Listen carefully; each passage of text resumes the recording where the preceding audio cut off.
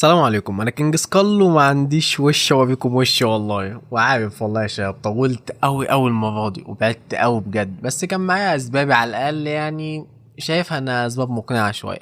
وعموما في الفيديو ده انا مش جاي احكي لك حوار كبير قوي يعني او جاي اوجع دماغك، انا بس جاي اعرفك اني ان شاء الله ناوي ارجع. وانا احكي لك بس اسباب انا بعدت ليه والبعد ده كله، وفضلت اكتر من 5 شهور موقف نشر فيديوهات وموقف لعب البيون اونلاين. يعني هي كمية الحوارات اللي كنت فيها بصراحة واللي كانت بتحصل حواليا بسبب المكان اللي حطيت رجلي فيه، وحوارات من النوع اللي هي المصايب والشتايم بالاهل كل شوية وار ام تي، وفي الاخر رسيت على بان. فما كنتش متضايق من البان بصراحة لاني اخدته خلاص، يعني بعد ما وقفت اساسا او اثناء ما كنت باخد القرار بصراحه. وعلى فكره انا كنت واخد القرار ده من بدري قوي، من بدري، من قبل ما اوقف بكتير يعني، بس كنت شايل هم القناه بقى وهم ان اللعبه هي اصلا الحاجه الوحيده اللي كنت بلعبها في الفتره دي اساسا. بس يعني عامه، وعارف في ناس هتقول لي اسقل ما تبقاش اوفر قوي، يعني ايه شغل هوليوود ده؟ اقول لك يا جميل ان الفكره في الحوارات اللي رجلي بقت فيها هي على طول موجود في اصلا في حوارات، والتوتر اللي على طول بقت فيه. وبص تعالى احكي لك، تعالى احكي لك الاول. نبدا بكوني كينج سكال اللي على طول هتتحط في مكان الليدر بشكل تلقائي في اي طلعه، خصوصا اني اساسا بلعب تانك. وانا عامه انا بحب رول التانك، انا بحب في اي لعبه العبها اساسا ادور على شخصيه تانك والعب بيها. حتى لما كنت بلعب ليج اوف ليجندز كان نفس الحوار، انا بحب رول التانك، انا بحب كوني تانك، هي دي الحاجه اللي انا بفضلها، اللي هو البرزيركيون التانك اللي ماسك سورد كبير او فاس او ميسا ضخم الهيلث كبير، ده التايب بتاعي في الالعاب. حلو حلو. فبالتالي انا اول ما بمسك الميس في ايدي والدرع اول كلمه بتتقال يلا يا سكال طلعنا كونتنت. فده اكتر حاجه ضغط وتوتر، ان انا الليدر لازم اركز، لازم اليد صح، لازم ما تغلطش، انت معاك ناس. بس ده كان قربت اتعود عليه، او بمعنى اصح اتاقلم عليه بسبب لعب الزي في زي وغيره يعني، والكونتنت الكتير وكده. بس مش دي المشكله. المشكله بقى لما نخش في حوارات كوميونتي البيون اونلاين. ولو مش فاهم كوميونتي البيون اونلاين عامل ازاي وليه هو الاسوأ، وحتى اسوأ من ليج اوف ليجندز، اني ليج مجرد ان الشخص ده اديته بلوك او مثلا انت بعدت عنه، هو نادرا جدا ممكن يطلع معاك في نفس الجيم تاني. وفي اصلا حاجه تقريبا انا فاكر في حاجه زي ان اعمل له بلوك عشان ما يلعبش اصلا معاه تاني، او ما ينزلش معاه تاني اصلا في اي جيم. انما في البيون موضوع مختلف، في البيون مفيش حاجه هتوقف واحد من انه يعمل اكونت و2 و10 و100 و1000، يعني مفيش حاجه تقدر توقفه، مفيش حاجه تخلي ايا يكن الشخص ده يبعد عنك، لان الكوميونتي كله اصلا من 2017 وهو يعرف بعضه، كلها عارفه بعضها حرفيا. ما بالك بقى ان انا كينج سكال، وقصده هنا الشخصيه والكاركتر، ما اقصدش غرور، انا بس بتكلم اني في العالم بتاع اللعبه ده الوضع مختلف يعني. وزي ما بقول دايما البيون اونلاين عالم تاني، زي انميات الايساكاي كده، ما اعرفش اسمها ايساكاي تقريبا حاجه زي كده. مجرد ما بتفتح الجيم انت دلوقتي مش على كوكب الارض، انت دلوقتي مش في الشرق الاوسط، مش في افريقيا، مش في اي يكن الحته اللي انت فيها، انت دلوقتي في كوكب البيون اونلاين على القاره الصغرى في مدينه بريدج ووتش، واقف مستني تاخد كول عشان تطلع الكونتنت بتاعك. فهمت؟ وطالما نزل القرار بانك في عالم البيون اونلاين، او اخدت القرار انك اصلا في عالم البيون اونلاين، فده قرارك الشخصي، يبقى لازم تتقبل العالم ده، وخصوصا المكان اللي انت هتحط فيه نفسك في العالم ده بحواراته كلها اللي هتزيد عليك بسبب الطريق اللي هتاخده عامه، سواء الحوارات دي في صالحك او عليك. بس الحوارات دي بقى من نوع ايه بقى؟ بص قبل ما احكي اي حوار فيهم ان شاء الله يعني، تمام، انا مش هقول اسماء، ومعظم الحوارات مش هحكيها بالظبط، هشيل بس منها بعض الاجزاء عشان ما يبقاش واضح انا بتكلم على مين. حلو حلو. اول حوار ده وتعالى نبدا بيه. واحد ليدر افا دنجن اتنشرت صوره ليه شكله فيها حرفيا شبه جراب النضاره، تمام بجد هو شكله في الصوره دي شبه جراب النضاره بالظبط. واحد عندي في السيرفر، وعايز انبه ان السيرفر فيه 2000 في سيرفر فيه 4500 شخص. واحد من ال 4500 شخص دون جاب الصوره دي ونشرها ليه. انا مالي؟ صح، ماليش دعوه. هو دلوقتي دخل في السيرفر وشتمني باهلي. لا اصلا انت مريض نفسي ولا ايه؟ يعني انت عبيط والله بجد، انت عبيط يعني. ده واحد من 4500، فده اكبر دليل ان هو عبيط يعني مريض. طب سيبك من الحوار ده، سيبك منه خالص. دلوقتي واحد صاحبك حرامي سرق ناس من سيرفر يعني تاني غير سيرفري بصراحه، فاخد بان من سيرفري، هو سيرفر تاني بس انا اديته بان من سيرفر عشان ما يعملش كده مع الناس اللي عندي. راح واحد صاحبه تاني، تمام، وانت اكيد طالما صاحبك حرامي فاكيد انت زيه يعني، دخل راح شتمني في السيرفر عندي، تمام، وشتايم بقى وفويسات وشتايم قذره بصراحه. طب انا مدي لصاحبك ده بان عشان هو حرامي، فانك تخش تشتمني فيعني ده اكبر دليل انك زيه، فانت بجح وحرامي، يعني الاثنين بجح وحرامي. بس بصراحه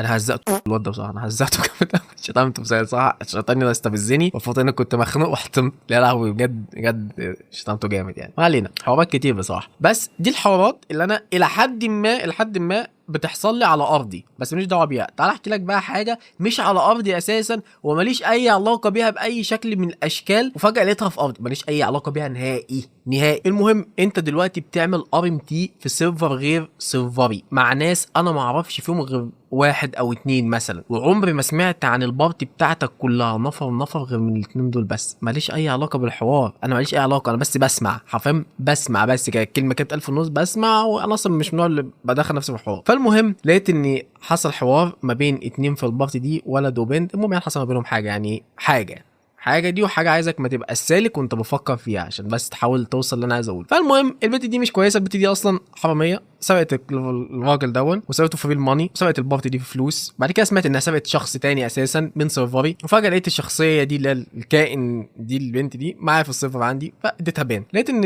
الكاركترز دول معظمهم بقوا في سيرفر انا، فانا قلقت تمام، فطيرتها وطيرت حد كمان. المهم رجعوا تاني. طب يا جدعان تمام، الحوارات بتزيد، المشاكل نوعها بقى مختلف، دي بلاوي. فجأة لقيت الكاركتر دي بتحكي لي الحوار. انتوا فاهمين بتحكي لي ايه؟ مستوعبين بتحكي لي ايه؟ ها، بتحكي لي الحوار يا رب كلوا فاهمين يا رب. انا مالي جنجس كالي ماله بجد والله العظيم، انا مالي بكل ده.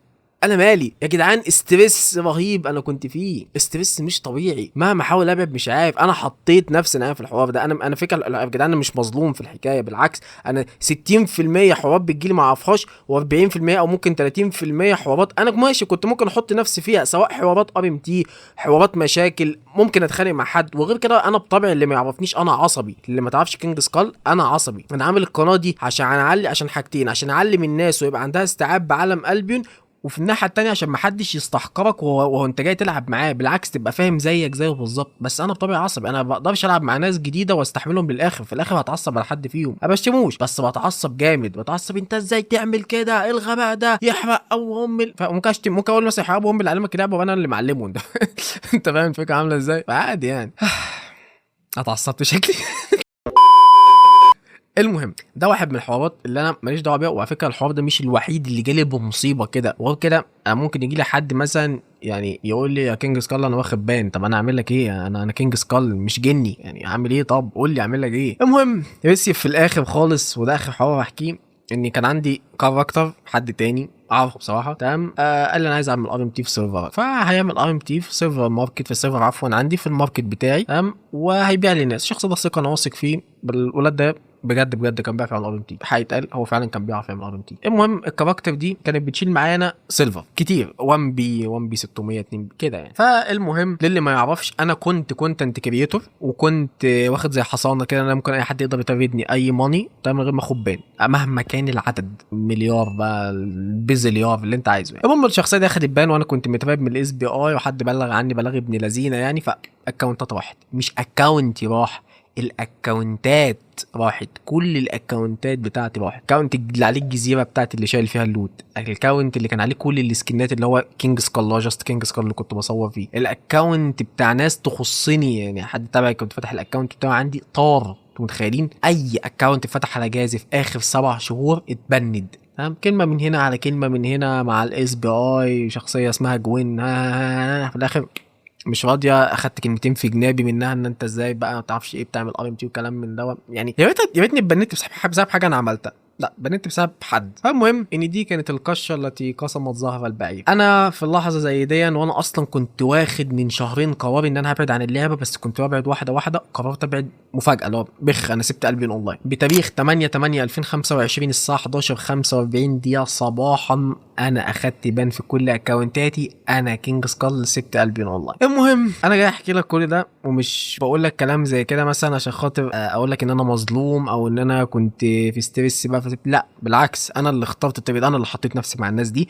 انا اللي اخترت الار ام تي، انا اللي اخترت العب بالشكل ده، انا اللي اخترت يعني حاجات كتير غلط، وانا اللي الى حد ما مهما كان الحوار بعيد عني فكان بشكل من الاشكال انا ربطت نفسي بيه، والغلطه كانت غلطتي انا في الاول في الاخر، انا كان في ايدي ابعد من بدري بس انا ما بعدتش. الاستريس اللي انا كنت فيه هو اللي ضغطني ولا خلاني اسيب الجيمز عموما، مش قلبي بس، انا كنت بعيد 5 شهور بعيد عن حاجات كتير اساسا، بس الحمد لله انا ريحت كويس قوي في ال5 شهور دول. واتعلمت كتير قوي من غلطاتي، وفي نفس الوقت انا مش زعلان زي ما انتوا فاكرين، بالعكس انا مبسوط جدا. بالعكس انا عرفت يا جدعان ناس كويسه جدا جدا جدا جدا جدا من الكوميونتي بتاع البين اونلاين. عرفت كيرو وميدو والحراق وواحد تاني اسمه محمد مصباح كنت حكيت لكم عليه قبل كده، ومحمد انا لحد دلوقتي فاكرك وبدعي لك كتير ربنا يوفقك ان شاء الله. وانا بصراحه يعني مبسوط، انا رجعت تاني ورجعت يا جدعان بنعيم الجهل بتاع 2019. انا رجعت بسال تاني، انا مبسوط قوي قوي قوي. انا بسال تاني وفي حاجات متغيره كل شويه بسال عليها، بس طبعا لسه طبعا في قلبي فيها الاستحقار، لان انا لما بسال ده الناس بتستحقرك اللي هو انت ازاي بتسال طبعا، فحاجه منتهى القذاره يعني. ما علينا، بس مبسوط ان انا بسال بجد. بس المره دي لما باجي اسال انا مش بسال محمد مصباح زي في 2019 وقفوا بالاسئله الوجوديه اللي كنت بسالها يعني. يا لهوي الايام دي كانت ايام حلوه قوي. انا المره دي بسال واحد صاحبي اسمه بدري والتاني اسمه تشيكن او سوبر تشيكن، الفرقه الخارقه، ايه الفرخه الخارقه. المهم يعني، بس انا يعني ان شاء الله ان شاء الله ان شاء الله لو السوبر تشيكن ركز على قناه اليوتيوب بتاعته كده هيبقى بينه وبينه كونتنت كتير وحاجات جامده وهنعملها سوا ان شاء الله يعني. المهم ان انا برضك نسيت اقول لكم انا بلعب الفتره دي تمام، ورجعت تاني للعبه، بلعب في سيرفر بيفزيركيون اللي هو جلد بيفزيركيون بتاع الحراق، وبرحب باي حد. انا هسيب لكم لينك الجلد تحت لو حابين تيجوا، وخصوصا لادارات البي في بي لو حابين تيجوا، ان انا اكون مبسوط لما ارجع تاني اعمل كونتنت وارجع تاني اطلع بطلعات بي في بي. وخصوصا واحد بعينه اسمه فاكسون، الراجل ده لو موجود بصوته المسرسع بتاع يلا يا سكال يلا. بجد وحشنا فاكسون، عايز العب معاك تاني يا اسطى بجد يعني، عايزك ترجع تاني ان شاء الله. المهم برضك انا مش زعلان خالص تمام، انا بس زعلان على الاسم بتاع كينج سكال تمام، اللي هو ما اقصدش اللي هو الاسم اللي هو ككونتنت، قصدي اللي هو جاست الاسم اللي هو كينج سكال بس، اللي كانت مكتوبه على الكاركتر بتاعتي مش قادر اعوضها تاني، فاضطريت اسمي نفسي كينج اكس سكال. وزعلان على سكنايه البيجاسوس اللي مش هقدر اعوضها نهائي. السكنات دي يا جدعان كانت مش هتنزل تاني نهائي، فللاسف انا مش هقدر اعوضها ار اي بي بس يعني. فالمهم ان انا ان شاء الله رجعت تاني، وحقك عليا جميل لو صدعتك بمشاكلي والحكايه دي كلها، بس حبيت اوضح ليه انا ما كنتش طايق البيون وبعدت قوي كده عنها. بس ان شاء الله انا هرجع تاني لالبيون وهعوض كل اللي فات، ومش هعمل فيديوهات بافكار جديده. انا في فيديوهات كنت قايل فيها انا هعمل كذا وكذا، انا هعمل الفيديوهات دي ان شاء الله تمام، هعملها كلها مره واحده. والفيديو ده ممكن مثلا في شهر كده اكون منزل كله مره واحده. والمهم انا كده خلصت، وعرفتك ليه انا كنت بعيد، ورغم يعني اني ماليش عين اطلب طلب زي ده، بس عايزك تقدر بالله عليك، انا عايزك تعمل اشتراك ولايك وشير للفيديو ده، عشان عايز ارجع واعرف الكل ان شاء الله الملك الجمجمه رجع، وان شاء الله نرجع نعمل حاجات احسن من الاول، بجد احسن من الاول بعد ما عرفنا غلطنا ان شاء الله. والله عزيز اشوفك الفيديو اللي جاي، والى اللقاء. صح كنت انسى، انا لسه عند كلمتي، انا كينج سكال مش كينج البيون، فانا زي ما هتكلم عن البيون هتكلم عن العاب تانية كتير قوي.